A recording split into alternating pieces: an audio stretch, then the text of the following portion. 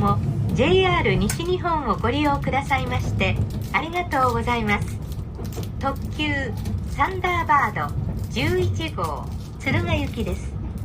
列車は前から1号車2号車の順に一番後ろが12号車です。グリーン車は1号車です。この列車は全車指定席です。ご乗車には乗車券の他に指定席特急券が必要です。止まります駅などは次の新大阪発車後にご案内いたします。まもなく新大阪です。新大阪を出ますと次は京都に停まります。列車から降りられましたら黄色い点字ブロックより線路側の L 空間から離れてご通行ください。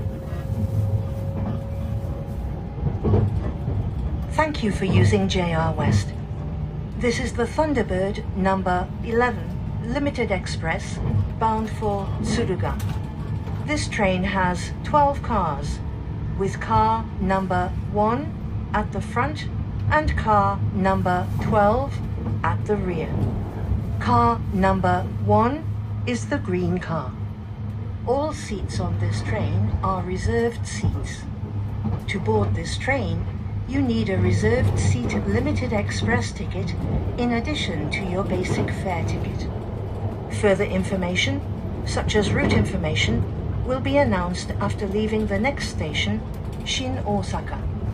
We will soon be making a brief stop at Shin Osaka.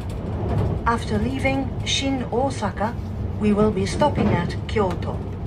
After exiting the train, please move behind the yellow tactile paving.